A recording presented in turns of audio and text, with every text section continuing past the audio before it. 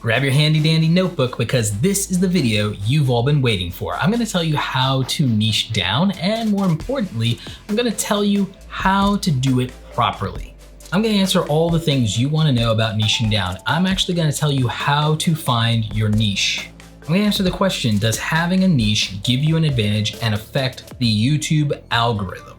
I'm gonna tell you how to niche down without losing your voice and without feeling trapped. I'm also going to tell you a few of the most profitable niches that there are, because I know that's really important for a lot of you. And then finally, I'm going to tell you how to stand out in a competitive or saturated niche. All right, so if you're into that, let's jump into the video.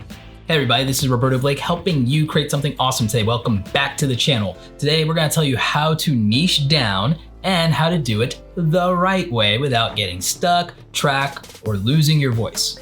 Now, funny story about my channel. I've actually had an evolution of the channel over the last 7 years, and I have spent those years trying to figure out what it is I wanted to do and what my place was. And eventually I figured out that it was combining a few of the things that I love and actually building and carving out my own space.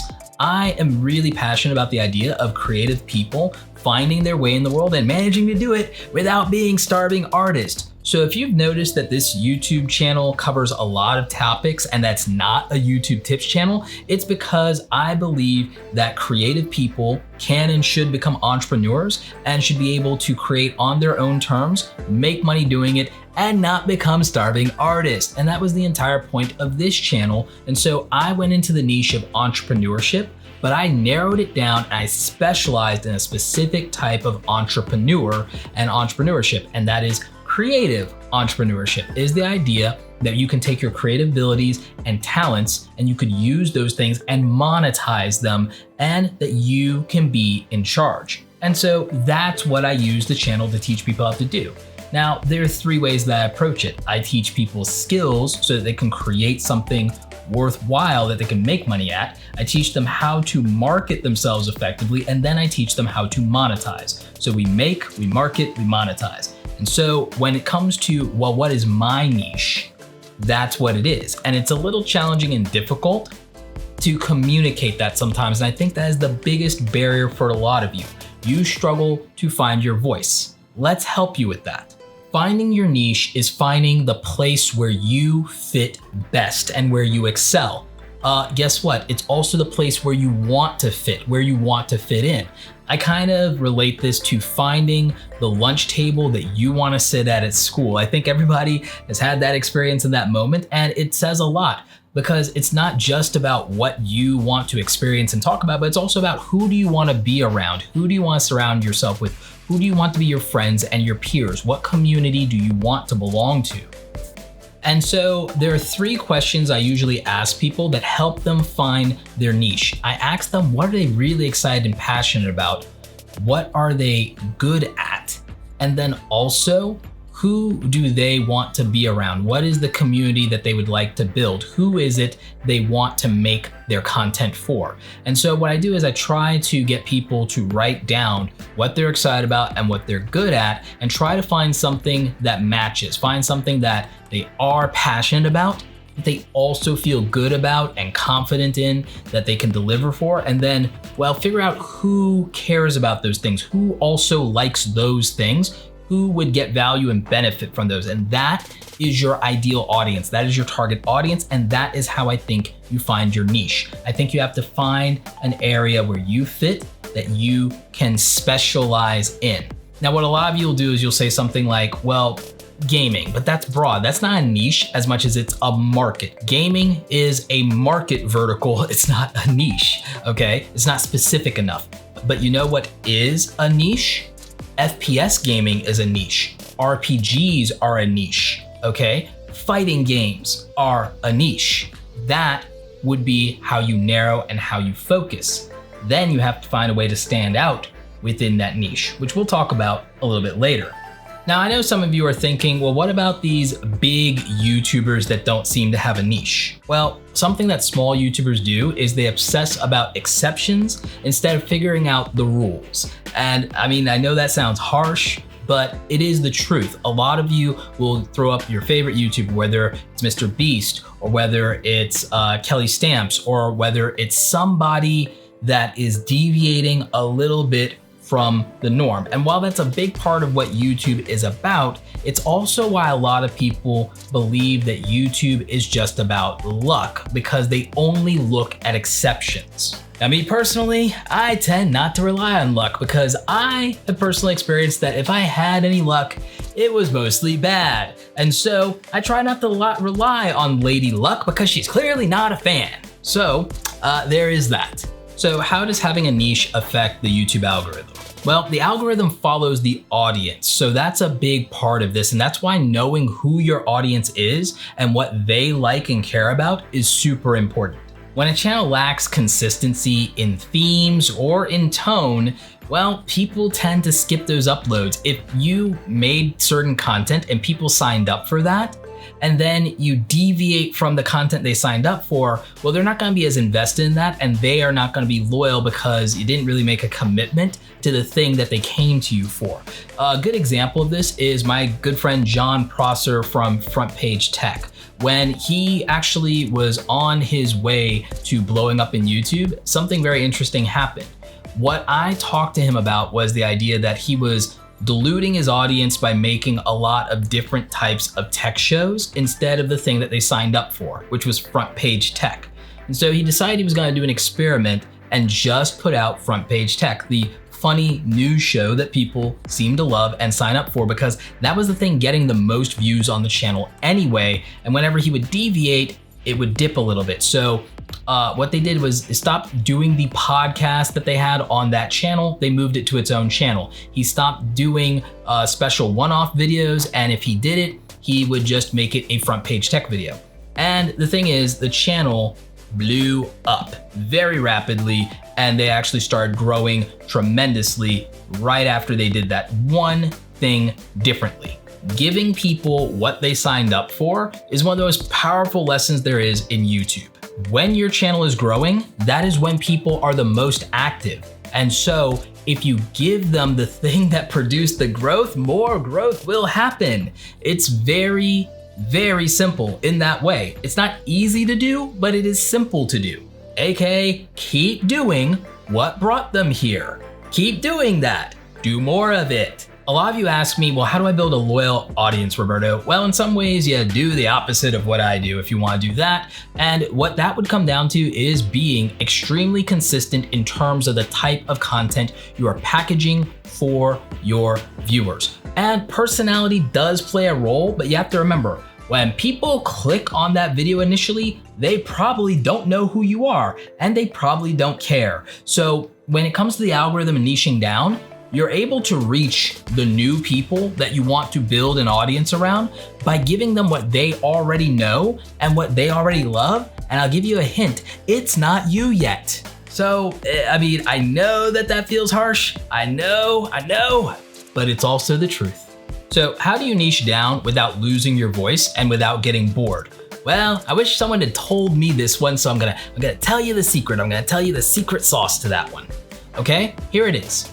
You package the topic, the title, and the thumbnail for what the viewer cares about, knows, loves, and is invested in, and then you deliver on that so that it's not clickbait and so you're not scamming them. You deliver on that, but you also add value with your personality and by making an experience that they enjoy that they can only get from you because hanging out with you is a good time. You know, the thing I didn't figure out in high school. So yeah, if it looks like what they want and then it also makes them feel good, you're gonna win. But you have to lead up front with what the audience wants, what they care about. When I talk about how you put the audience first, it's largely in the packaging of the thing. And then how you get to do what's creative and satisfying to you is in the delivery of the thing. And as long as they agree that that was a good experience, everybody wins. So let's talk about the most profitable niches. The most profitable niches in social media are, in my mind, not gonna shock you too much. I have a more detailed video I can do exclusively about this, but I'm gonna tell you 5 things you need to figure out real quickly to determine if a niche is profitable. How much money does it cost to be in this niche in the first place? How many people are consumers of this niche? How many people buy the things that this niche provides? How many brands are there to advertise this? How many brands are there throwing money into this niche in advertising and marketing and being on social media?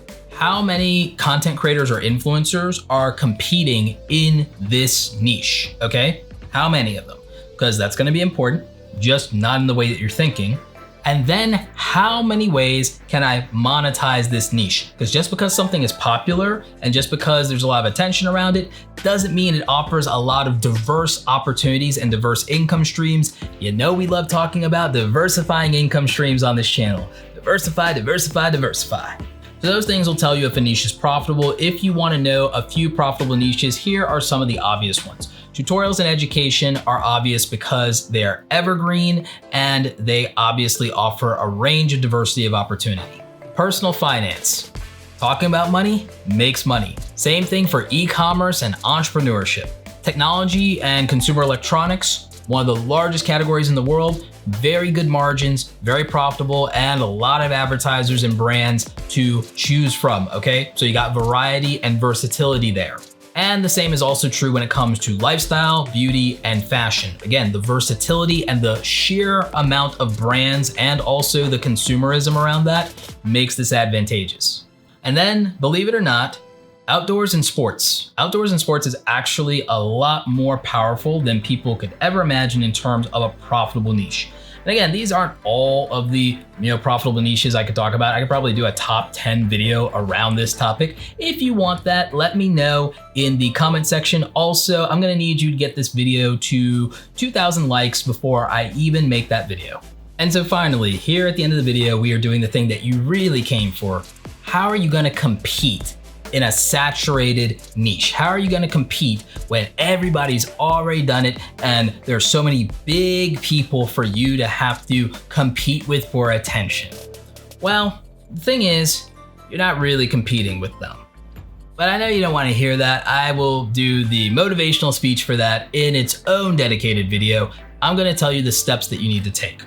So first of all, you need to niche down and get focused so that people know what you're about. You can explain it easily and they can explain it easily. This will become important later. Then number 2, you need to step up. You want to be a contender, you need to act like a contender. How are you going to step up? How are you going to do something and it clearly and obviously be better that the quality of it is above par, or that the value of it is undeniable, or that the consistency is so compelling that whenever they need something, you're right there, always in their face, inescapable. How do you become inevitable if they are into that thing that you decide to focus on, okay? So let's look back at that one. How do you compete in terms of value? You deliver an amazing experience. How do you compete in terms of quality? You freaking have to go hard. And then the opportunity exists for consistency. Be impossible to avoid while being too good to ignore. I'm not even kidding. All right. So this is how you're going to step up. So you niche down, you step up.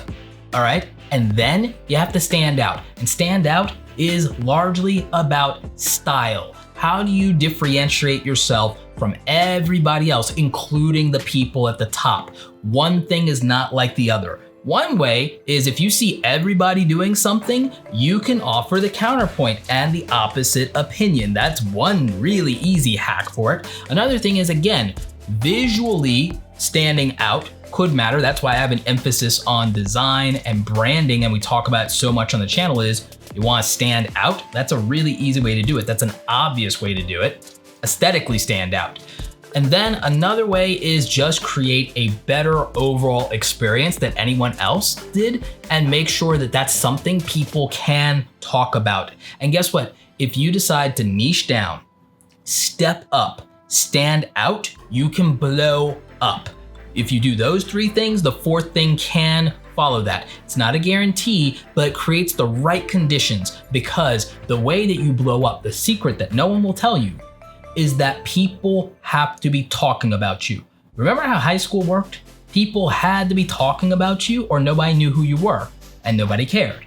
You think social media is any different? It's called social. Guys, forget about that. We're focused on the media, you forget about the social, all right? So, word of mouth. People have to be talking about you and you have to give them something to talk about. You know what people talk about? The fact that somebody raised the bar in their niche. Casey Neistat did it. Okay, I'm not telling you to be Casey Neistat. I'm saying if the quality of what you're doing is undeniable, or the consistency and quantity of it makes you unavoidable, and if it's also something that is compelling and is powerful, has tremendous value for people, guess what? Really hard to not talk about it, right? And if it's something that is drastically different than what other people are doing, then guess what? That is going to be the thing that sets you apart. And when you're not just another blank whatever channel, then guess what? You're not competing with those big established channels. You're making a name for yourself. That's the answer. It always has been. And all of that is easier to accomplish when you focus. When you focus, man. Like I said, niche down, step it up, stand out, blow up. And there you go. That's how you're gonna niche down, be competitive, and win. Question of the day. What brought you to the channel and what keeps you coming back? Let me know in the comment section. Like this video if you like it. Don't forget to subscribe. Check out the other awesome stuff on the channel and hit notifications and keep coming back for this face. As always, you guys, thanks so very much for watching, and don't forget, go out there and create something awesome today. Take care.